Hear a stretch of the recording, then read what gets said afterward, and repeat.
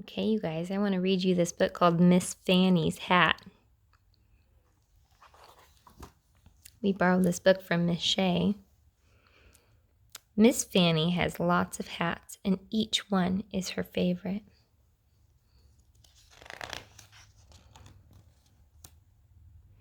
When she wears her red felt with the big feathers, she looks in the mirror and says, "I just love this hat." And her friends at church say, "Miss Fannie, we just love that hat." When she wears her green velour with the fancy pin, she says, "I sure do love this hat." And her Sunday school teacher says, "Miss Fannie, I sure do love that hat." But when she wears her famous pink straw with silk roses, she always says, "I really love this hat." And everyone else really loves it too.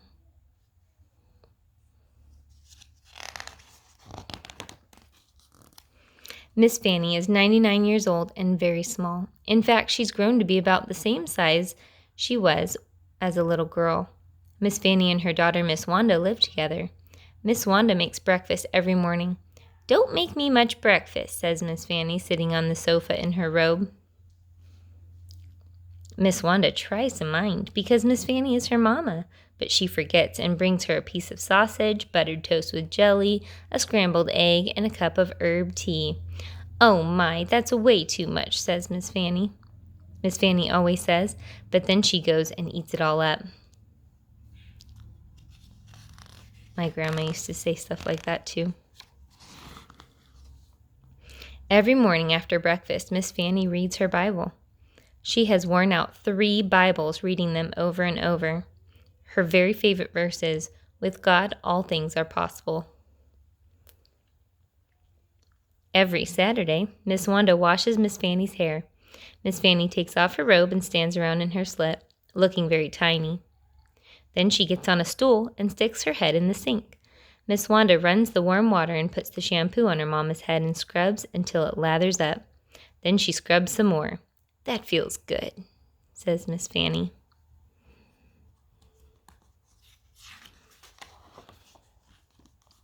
After she washes her mama's hair, Miss Wanda rolls it up in tight curls all over her head.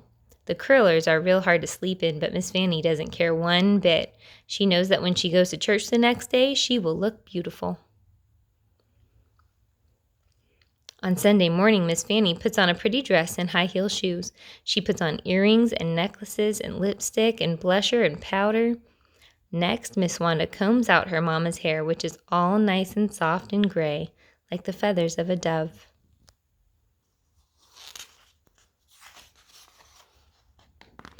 Then finally, after all that fussing with her hair, she goes and hides it under a hat.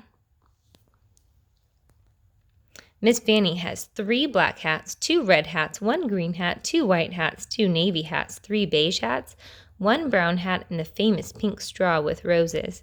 Because she never wears the same one twice in a row, some people think she has a whole closet full of hats, which of course she does.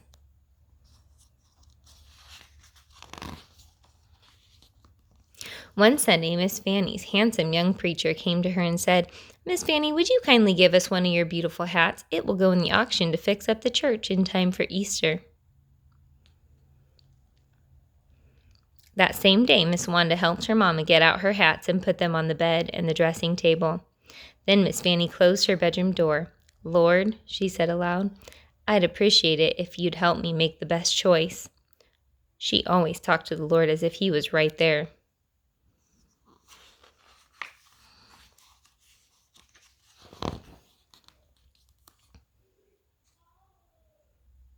Look at all those hats to choose from.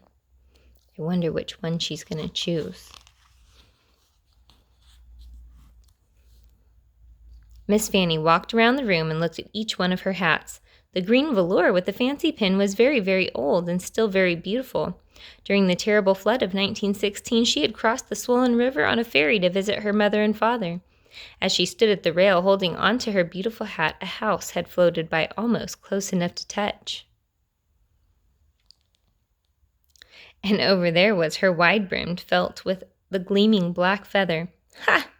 That feather had come from the tail of a hawk that was trying to kill her hens and biddies. She had grabbed the hawk around the neck, and before you could say doodly squat, that hawk would never bother her chickens again.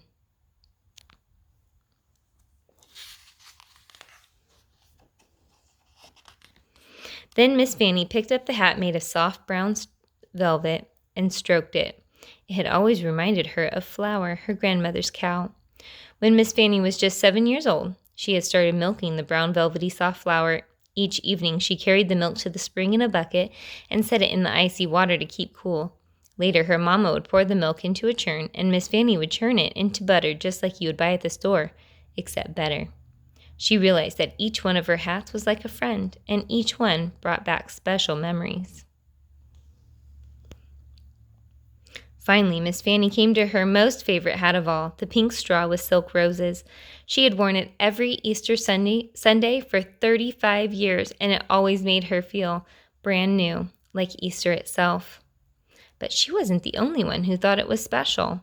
Everyone at church looked for her pink hat on Easter Sunday, just like they looked for the tulips and daffodils to bloom in the spring.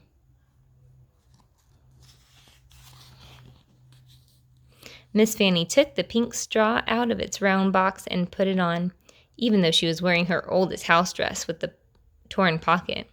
She looked in the mirror and sighed. In her heart, she did not want to give her hat away. Not at all. She took a deep breath and repeated her favorite Bible verse. Do you remember what it was? With God, I can do all things. All things are possible. As she placed the hat back in its round box, she said, "You know, this hat really could raise a lot of money." As she put the lid on the box, she said, "Maybe it could help fix our old pipe organ." As she tied the string around the lid, she said, "Why, it could probably mend the crack in the church bell or put on a whole new roof." Suddenly, she discovered she was very, very excited. Look at those two cats. They got the hats on, too. At the church auction, the handsome young preacher held up that pink hat with roses and looked around. "What am I bid for Miss Fanny's famous hat?" The bidding took off, lickety-split. At last, here was something more exciting to bid on than a set of kitchen canisters or an umbrella stand. Bang went the gavel. Sold to the lady in the front row. The lady in the front row gave the preacher a check and seemed very, very pleased with herself. "That's a lot of money," exclaimed Miss Wanda, who was impressed. Miss Fanny clapped her hands. It was enough to really get things fixed around here. She knew that she would not miss her favorite hat one bit, but she did wonder which hat she would wear on Easter morning.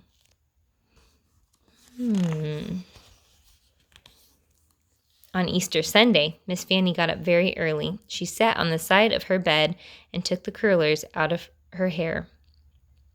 Although she thought and thought, she didn't have the slightest idea which hat she would wear. Her red felt with the big feather was too hot. Her green velour with the fancy pin was too wintry. And there was no use to even think about the pink straw, which of course would have been just right. When it was time to leave for church, Miss Fanny looked beautiful. She was wearing her best dress, which was the color of pale green apples. She was also wearing her best jewelry, her best gloves, and a white corsage. "It's time to go," said Miss Fanny, picking up her cane and taking Miss Wanda's arm. Miss Wanda could not believe her eyes. Her mama was going out the door without wearing any hat at all.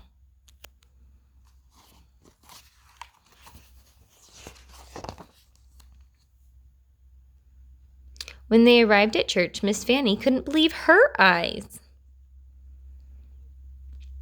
On either side of the freshly painted church, someone had planted beds of glorious pink roses.